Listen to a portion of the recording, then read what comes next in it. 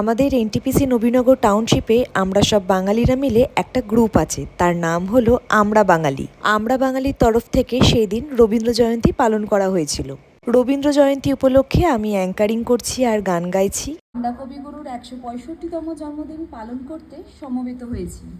এই দিনে আমরা শ্রদ্ধা জানাই। তাই বিগত 5 দিন ধরে আমরা সব বন্ধুরা মিলে গান প্র্যাকটিস করলাম। আর এখন স্যারেরা, ম্যাডামরা আর আমরা সবাই কবিগুরু রবীন্দ্রনাথের পায়ে ফুল অর্পণ করছি। টাউনশিপে আমার এই বছর দ্বিতীয়বার রবীন্দ্র জয়ন্তী পালন করা। আজকের অনুষ্ঠান শুরু হলো অঙ্কিতার সরস্বতী বন্দনা দিয়ে।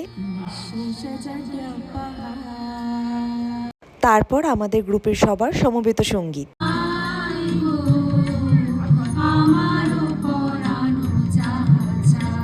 তারপর একে একে বাচ্চাদের নাচ, গান, ম্যাডামের নাচ, আবৃত্তি সব মিলিয়ে আজকের সন্ধ্যাটা কিন্তু দারুণ কাটলো। আজকে সুপ্রতিমও গান গেয়েছে।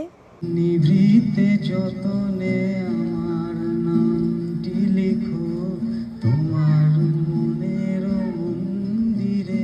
আজকে রবীন্দ্র জয়ন্তী উপলক্ষে আমি এই সবুজ কালারের শাড়িটা পরেছি, আর সন্ধেবেলা থেকেই তো ছিল দারুণ খাবারের আয়োজন। সব মিলিয়ে আমাদের বাঙালিদের প্রোগ্রাম আজকে দারুণ সাকসেসফুল হয়েছে।